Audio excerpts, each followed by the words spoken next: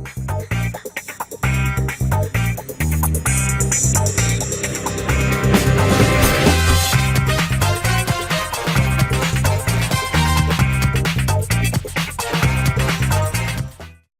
guys, I'm here with my very good old friend of mine, John. We actually worked together for 13 years, Yeah, something like that. about 8 years ago or so. So I got in contact with him and about my MOTU Audio Interface, the Traveler. As you know from my last video, the Firewire interface is broken. So I went and ordered some parts, and my good friend John here, he's got the best hand to replace those funky looking tiny chips in there to make it work. So we're going to give it a try. I'm at his workshop. Well, it's not my workshop, but it's a shared workshop. Yep. So can you tell us what this workshop is?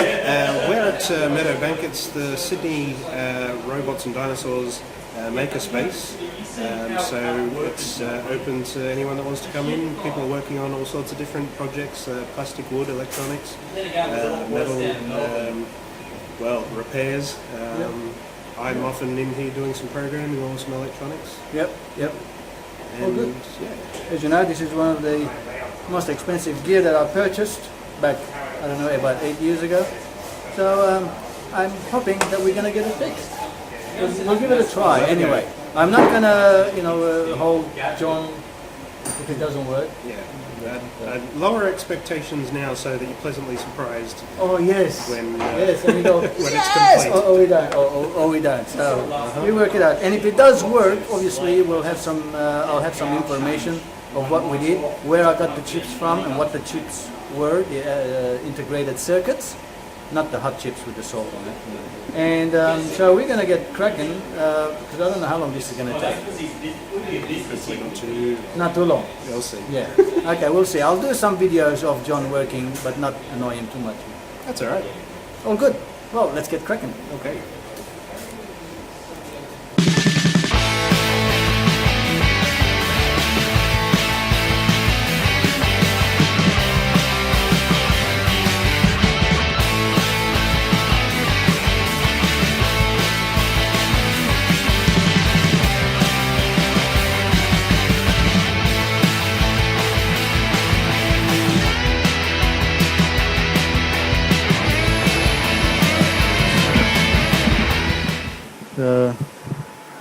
And that might be the chip there we're looking at. Just turn the lamp on and get some light in there. And just double check what's written on the packet, and then we might be able to match that up with what's written on the chip. Well, that's actually going to cut first, so I don't need that. See on these. Okay, it says TSB41AB2 PAPR. Texas Instruments 1394 interface IC 2-port cable. TSB41AB. I have a TSB41AB2. Oh, Perfect. perfect match. Alright. There you go. Yeah, do you want to show just what was going on there with the front panel? To take that panel off. Yeah, well, we basically had to unscrew all of those first. Goes out, and then we had few screws at the back, and that panel just came off. And I mean, we could unscrew this bit and take this bit off, but we don't need to really. That's just on a ribbon cable. Yeah, ribbon cable. We can just take it off. Okay, as long as And it's out of the way. as long as we know that there's a marker there for red. Yes. There's a mark on the corner. Yep. All good. The other thing that we might do, just so that we can get some tools at the chip, if that cable's not secured, we might take that off just to get that out of the way. Yeah. Yep. And we might have to unscrew. We might have to take off that DSP module. Yeah. And that looks like it's just a header as well, so they might just... Pin header connection with Pin a header, yeah. standoff and a screw, so hopefully that comes off easily, and then we'll have a bit of room to get some tools in. Because we'll need to get the hot air gun at it to take it off. And when I say hot air gun, something a little more sophisticated than a paint stripper. Yeah, hot air yeah. gun. Although if you're careful, and if you've got a paint stripper hot air gun that's got a set of nozzles on it, if you can fashion it in such a way that you can direct the air directly at the chip and try not to heat anything else up on the board. I've seen people actually, I think there was a photo that I've seen. There was would have put like a foil sheet around it to keep the others cool. We might do that as well when we go to take it off, but because we've got a nice hot air nozzle, maybe technically you might not need to, but because it's you, if we've got some foil, we'll do that. Okay. If it was my thing, I'd probably just have it. Give it a go and destroy it. Okay. All right. He's a real professional. Yeah. And I get special deals.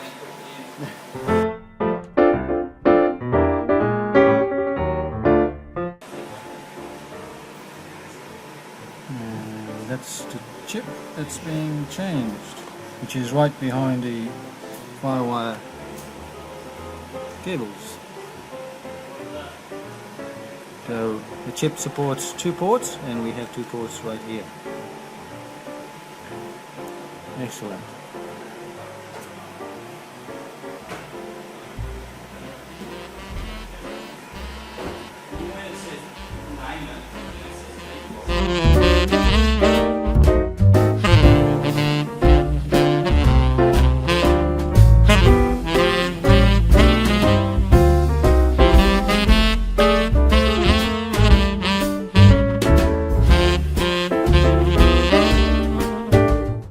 Okay, now we have the chip all shielded from heat, so we can melt it out. Good enough anyway.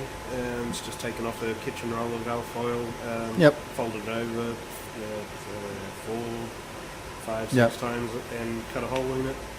And so that should be good just to you'll have to use glad foil, okay? The 10 meter one. That's the special trick. And right? you can try to mold it over the other components that are on the board, so that because we're blowing air onto it, it's going to move around, and try to keep that area near the pins. Try to keep that alfoil flat against the board, so that as much as you can, just so that the air doesn't get under it and make under the foil hot. Okay. Alright, so we're going to take this over to the other bench where the hot air nozzle is. Now, one question, John. Yes. Have you done this before? I have done this before. Well, I haven't done it to this piece of equipment before, but I've had to replace chips that both I and other people have let the smoke out of. And yeah, probably this kind of size of chip, this type of package. This is a quad flat package. It just means that it's kind of flat and there's 4 sides. Okay. We've got a hot air rework station here. We don't have any attachments for it, so we've just got this one nozzle attachment, unless there's a bucket of them somewhere that I'm not aware of, but you can get rework stations that have got other nozzles, thicker, thinner, and you can get shrouds that go over the end of it, so the nozzle comes through the shroud a little bit, but there'll be different sizes, particularly for this kind of 4-sided chip. You can get different sized shrouds, so that you don't necessarily need the alfoil. The shroud will shield instead. Some other ones have got the vacuum. It's got the hot air coming through it, but it's also got a vacuum nozzle in it, so that you can heat it up and then put it down onto the chip, and press the vacuum and get all the solder up. And the heat is on. 102 degrees. Yeah, we're probably going to turn it up a bit, but you don't really want to thermally shock anything on the board, Yep. So we're going to start with a mild warmth and just get the board up to 50, 60 degrees. It's probably going to take. What's the normal temperature for the solder to melt? Well, I'm pretty sure it's not 360 Fahrenheit, but this thing's reading out in Celsius. Celsius, yeah. I can't remember the converter. But usually I know just by feeling the heat, like you get a good idea of what range it's in. Yeah. But 70, 80 degrees? Sorry? I don't know. 380. Did I say 360? 360? 380. I'm pretty sure is the Fahrenheit. Okay, here we go. Let's assume 360. Well, I thought 380. I mean, that's the 187 or 180 degrees.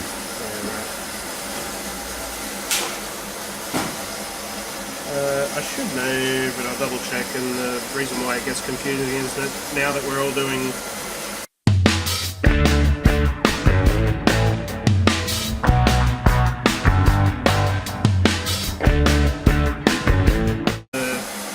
general area that we're going to be heating up. But you can take your time. It's worth taking your time at this first bit. I think if you tried to attack it with a really hot temperature straight away, you might have a bit of trouble. Yeah.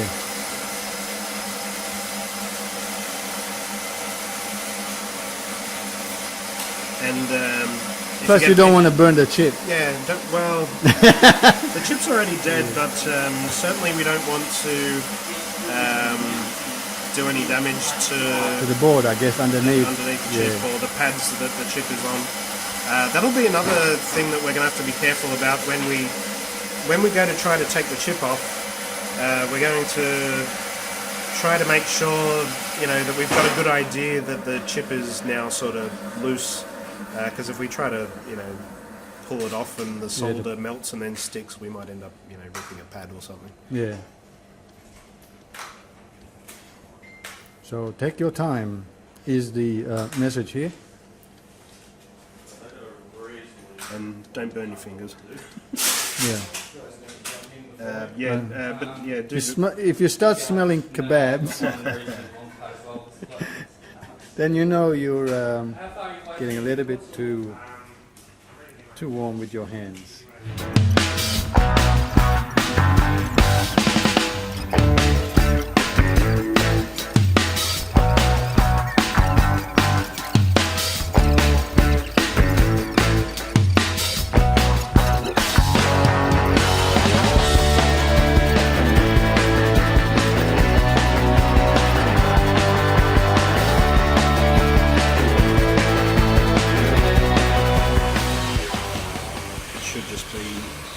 Okay, there we go. Alright. Yes! So that looks like it's come off cleanly. Wow. Oh, and it's also got sometimes that spot on the bottom is for different reasons, but it's possible that this is a flip chip.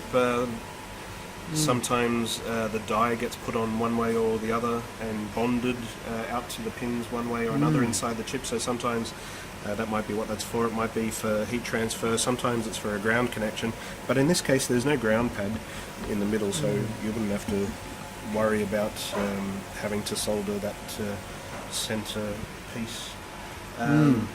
But yeah, that's come off nice and clean. Well done, John. Hooray.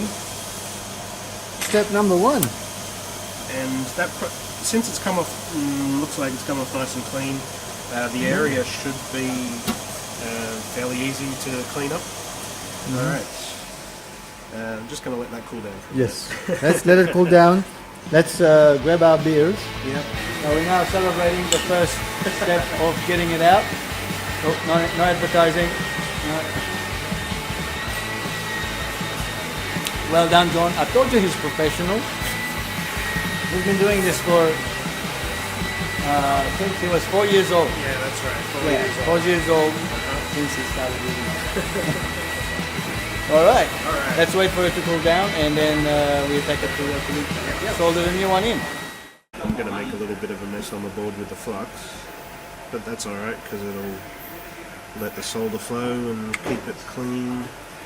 And once we've got the pads cleaned up, we'll just use some isopropyl alcohol and wipe the flux off. Good luck with the job, 7.5 time.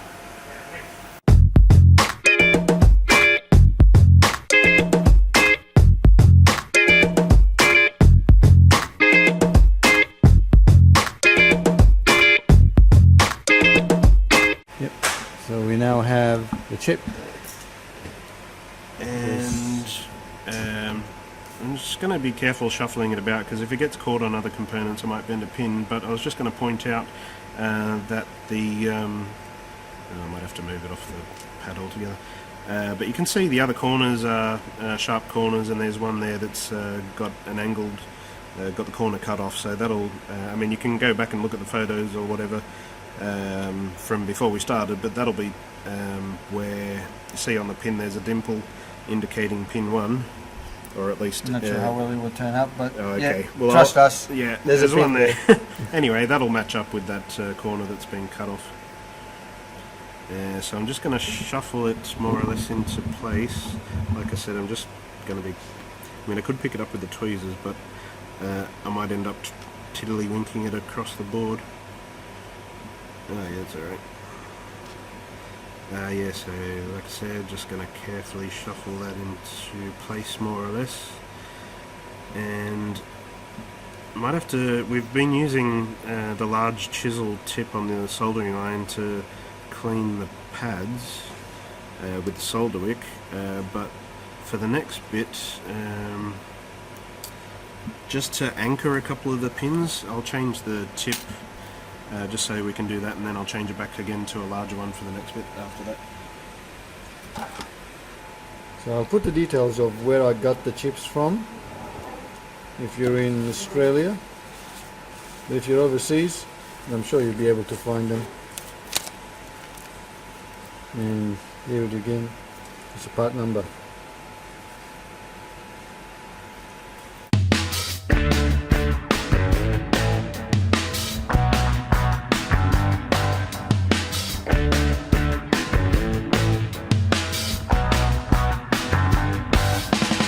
Okay, John's done the last check under the microscope, and now we're going to put it together. But we won't find out if it's going to work until I take it home. Okay, time to get it together. Back in, DSP module. And we've been at it for... Well, It's about 7-8 past midnight. is it? Well, we Yeah. have been gas bagging, Yeah, and we've been here since, what's, 7 o'clock? I was doing it real careful. Yes, John has been really, really careful. But normally it wouldn't take this long. Yeah, but he's really looking after me. And all the equipment, you know. Alright, front panel, although you might have to give me some guidance on this since Yep. you took it off. Okay, I'll put it together. You're going to make sure that I stuff up. Okay.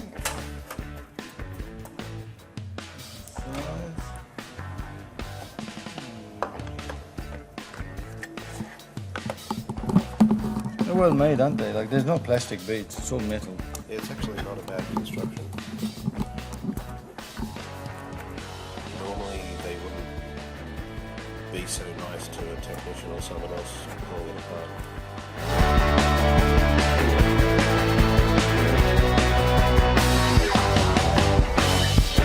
Well, we've got the box back screwed together. Hopefully, it will work. What do you reckon? Well, I'm sure you'll let me know. I think it's pretty good. We were talking about how long it took, but I think I've been a little bit pedantic, a little bit Yeah. with the checking and rechecking of the soldering. But it was a little bit tough with some of those pins. Yeah. Especially that there's sinking 4 or the heat 5 away. pins which are going straight to the, you know, to the ground with Yeah. all that. So if you're going to do that yourself, watch out for that. Yeah. Well, I cannot thank you enough, John. It's been a pleasure. Yes, it was nice to catch up with you as well. After pretty much about 8 years. We worked together for about 13 years, 12, 13 years we were together working, doing, you know, this sort of thing. Sitting about this far apart each day. Yeah, that's right, yeah. Almost. For about 12 years, John would sit on a desk there and I'll be sitting on a desk right there. Yeah. But on that side. Varching would be all very clean and neat over here, and I would be all very messy over this side. Yeah, so we sort of catch up back again. It was a good catching up as well.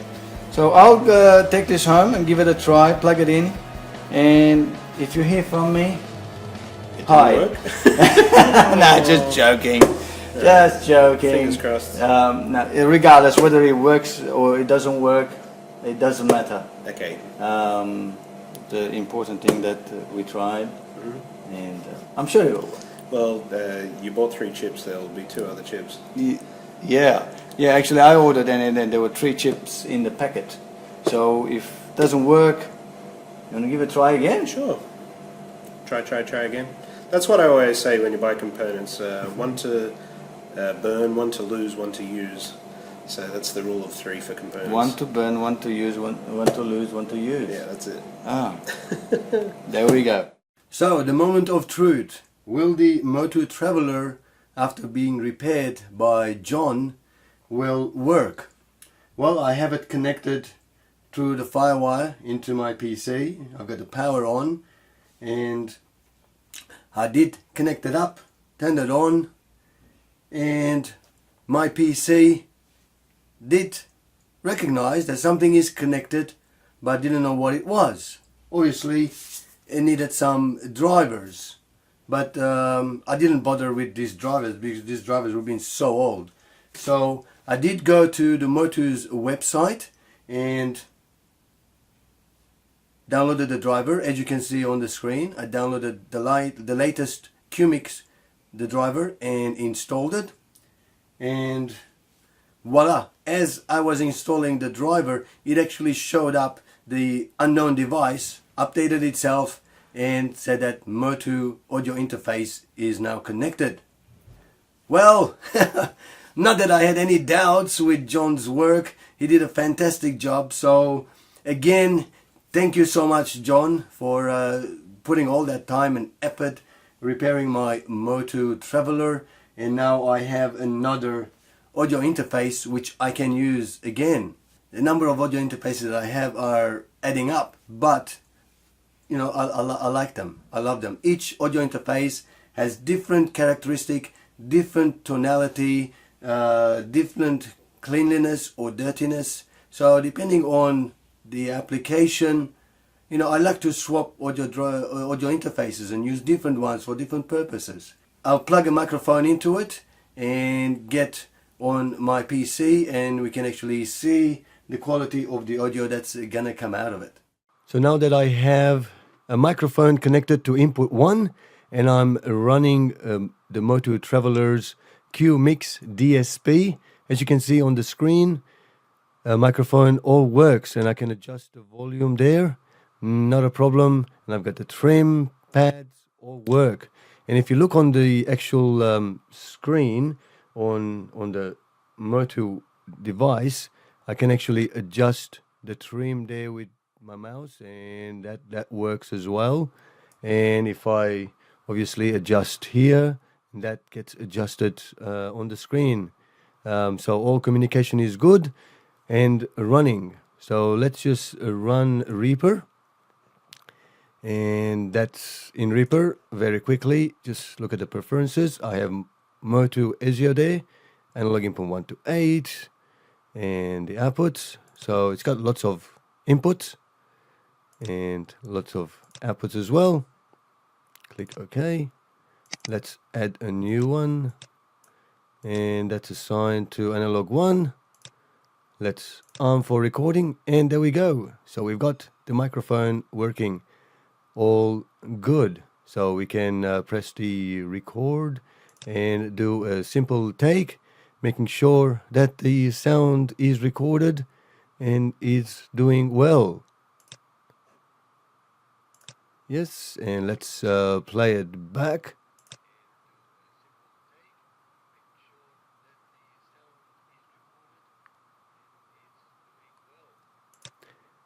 And there we go. So it all works. Really good. So it was all success. I hope that this video will be a guide and a help for you to fix your MOTU Traveler if you have similar issues. Of course, if you're not technical, if you don't know how to do it, probably best either if you have a friend who's in the industry, knows how to repair it, or take it to a technician that can repair it, and at least you know it is repairable. If this video was helpful, make sure you give us the thumbs up and say thank you to John helping me repair MOTU Traveler. So make sure you subscribe to my YouTube channel, that way you'll be kept up to date with any new video that I upload on my channel. Till next time, as always, thanks for watching. Cheerio.